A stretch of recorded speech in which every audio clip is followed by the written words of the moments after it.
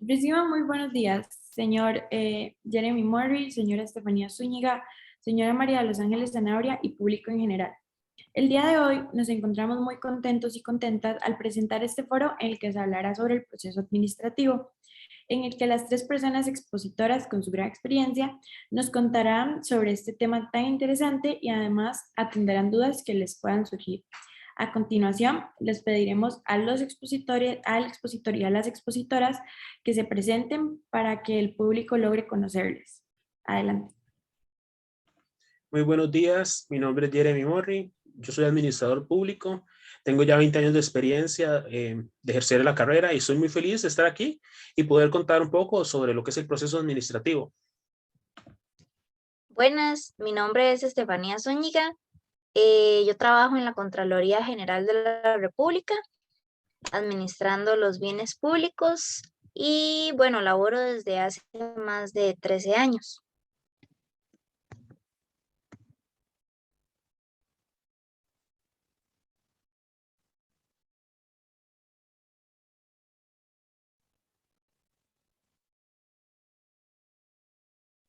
Buenos días, soy María de los Ángeles Zanabria, soy administradora pública y colaboro con la Contraloría General de la República sometiendo control de calidad.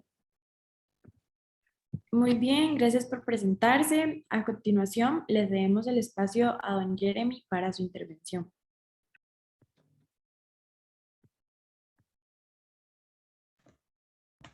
Muchas gracias.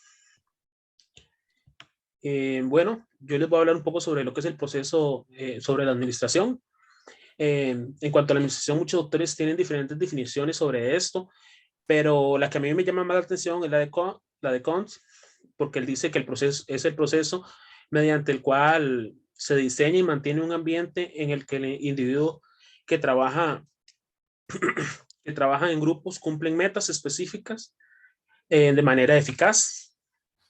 Los administradores, que son quienes se encargan de esta parte de la administración, tienen ciertas funciones como definir estrategias, diagnosticar situaciones, medir los recursos, también la parte de planes de integración, entre otros. La administración cuenta con varias fases, que estas fases forman parte, del proceso integral, que eso se llama proceso administrativo. Estas fases son la parte de la planeación, después está un proceso de organización, la dirección y por último el control.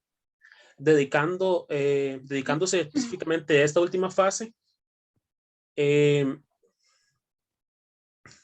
esta trata de, digamos, de una medición del desempeño, evidenciado de los planes y las metas, y un señalamiento de las desviaciones que se producen en los estándares con el propósito de corregirlos.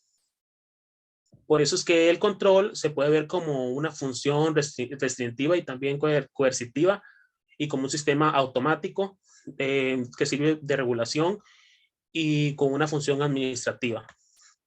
Esta fase a su vez cuenta con 4 subetapas o subfases, en donde la primera es el establecimiento de los estándares, y entre esos estándares están, digamos, la calidad, la cantidad, el tiempo y el costo que va a generar este proceso. Después viene una segunda fase, que es la observación del desempeño, en donde se busca obtener información precisa sobre las operaciones que se están controlando. Después viene una tercera fase, que es la comparación del desempeño con los estándares que uno establece, y a la vez se busca corregir errores o variaciones y verificar que se cumplan con los estándares establecidos, ¿verdad? Por último, están las acciones correctivas, que tienen como objetivo mantener las operaciones dentro de los estándares establecidos para conseguir así los objetivos que uno desea. Básicamente eso sería lo que es la administración, y parte de la fase del control. Bueno, si tienen alguna duda al final, me la pueden hacer y con mucho gusto podría responderles la duda que tengan. Muchas gracias. Gracias a usted, don Jeremy. Ahora le vamos a ceder el espacio a Estefanía para que nos comente un poco más sobre el tema. Gracias, compañera. Bueno, yo les voy a hablar sobre la cobertura del control, ya que siempre que hablamos de esta se hace referencia al alcance que este puede tener en duración o cobertura cuando el control puede ser estratégico, táctico u operativo, pero entre ellas tienen diferencias. Por ejemplo, cuando hablamos de estratégico, hacemos referencia a un control a largo plazo, donde este es más genérico, sintético y global. Cuando se habla de táctico, ya es a mediano plazo y a diferencia del anterior, y no tan genético. Por último, el operativo sí es a corto plazo y por supuesto es más detallado, específico y analítico. Para lograr entender mejor esta etapa, es importante analizar los principios o lineamientos del control, los cuales se agrupan en 3 categorías, las cuales son 1, propósito y naturaleza del control, 2, estructura del control y 3, proceso del control. En la primera podemos observar lo que son los principios del propósito del control, los principios de los controles dirigidos al futuro, los principios de responsabilidad del control y los principios de la eficacia de los controles y los principios de control preventivo. En la segunda podemos analizar los principios de en la segunda podemos analizar los principios de reflejo de los planes, los principios de adecuación organizacional y los principios de la individualidad de los controles. En la última se encuentran 2 principios de las normas, los principios de la excepción, los principios de flexibilidad de los controles y los principios de acción. Todos estos principios son de gran importancia para poder ejercer el control de la mejor manera posible. Así, es importante ponerlos en práctica. Al igual que mi compañero, les agradezco su atención y si tienen alguna duda al final, con todo gusto se las puedo contestar. Muchísimas gracias, compañera, por su intervención tan interesante. A continuación, le damos el pase a María de los Ángeles, que realizará otra intervención contándonos sobre algunos ejemplos donde se pone en práctica el control administrativo. Buenas. Ante la denuncia de encontrarse arsénico en la zona norte desde el año 1997, fue hasta el 2017 que la Defensoría de los Habitantes le mandó al Ministerio de Salud hacer un control sobre la calidad del agua, aunque siempre debe haber controles por parte de acueductos. Esta fue gerenciada por medio de la Defensoría de los Habitantes. Y fue hasta el 2019 que se sacó de operación el pozo de Bagaces. El arsénico se asocia a una amplia gama de efectos sobre la salud, entre ellos el cáncer. Por eso era tan importante llevar estos controles a su máximo esplendor. En cuanto al control en acueductos y alcantarillados, existen 3 niveles en la evaluación, en operación del mantenimiento de las fuentes, el almacenaje y la distribución. Este es el básico. Después sigue el segundo nivel, que también es en las fuentes de abastecimiento y la red de distribución, que es un programa ampliado. Y existe un tercer nivel, que es un programa avanzado en cuanto a la inspección sanitaria, con parámetros de control de niveles. En cuanto al hallazgo que se hizo, efectivamente habían rangos elevados hasta 5 veces del mínimo. Entonces, Acueductos llevó la observación en el desempeño, hizo una comparación de estos estándares y hizo una acción correctiva. Entre ellos se utilizaron coagulación y filtración, absorción, intercambio iónico y uso de membranas. Se realizó para ello una hoja técnica donde se dio el resumen de todos los controles que se habían hecho, los tratamientos de potabilidad, y se mandó a solicitar manuales de los proveedores de estos sistemas que se aplicaron y se hizo también una capacitación al personal. Pero aún así, a pesar de todo esto y que Acueductos ya dijo que el agua era potable, hallazgos de la Universidad Nacional, que hizo una denuncia, dice que la problemática persiste. Entonces, como podemos ver, no solo a nivel interno deben haber controles en las instituciones, sino también externos. En cuanto al segundo ejemplo, que es el del Ministerio de Educación Pública ante la respuesta de adaptabilidad y seguimiento en el servicio de la educación primaria ante la emergencia sanitaria, la ministra argumentó que sí se habían hecho controles efectivos y se habían usado bastantes departamentos, ¿verdad?, que controlan sobre la calidad de la educación.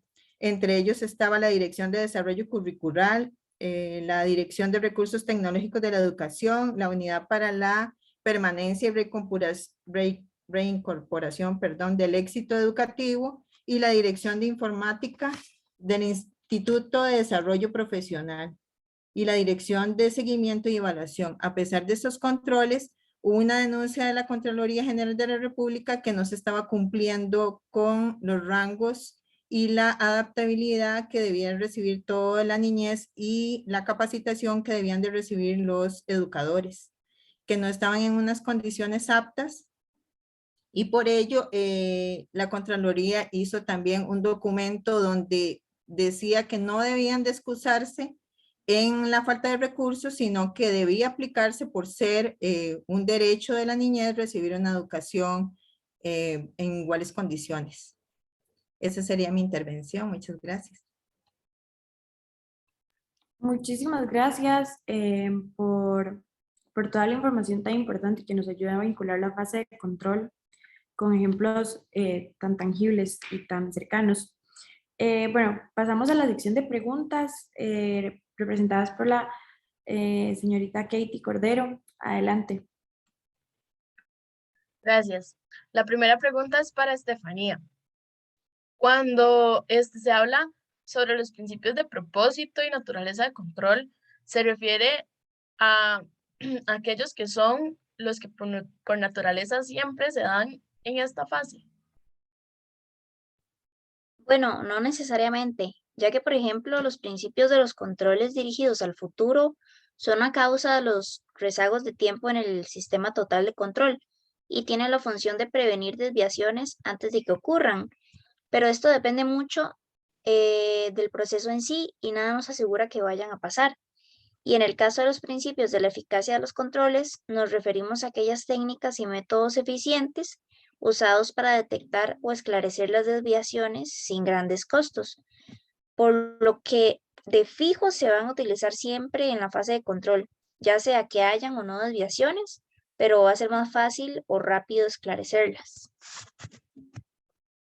Muchas gracias. Siguiente pregunta. La siguiente pregunta es para Jeremy. ¿Nos podría ampliar, por favor, las funciones o las maneras de cómo trabaja la fase de control? Claro. La primera parte es que digamos que el control es una función restrictiva y coercitiva y es utilizada con el fin de cohibir y limitar ciertos tipos de desviaciones indeseables y de comportamiento no aceptable. En ese sentido, el control es negativo y también es un limitante, ¿verdad? Muchas veces se interpreta como algo de coerción, restricción, inhibición y en cierta forma manipulación. Hay que entender que control es un sistema automático de regulación.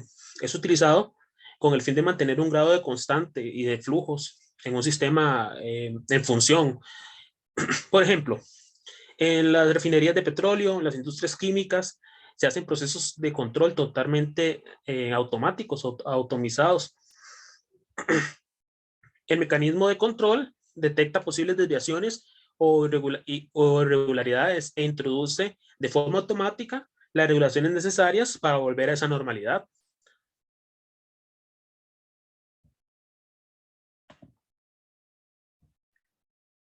Bueno, muchísimas gracias. Se da por finalizada la fase de preguntas y a los expositores, gracias por el tiempo y por el espacio. Los invitamos a nuestro próximo foro, que será el próximo 30 de febrero. Que tengan una excelente tarde y hasta luego. Gracias. Gracias.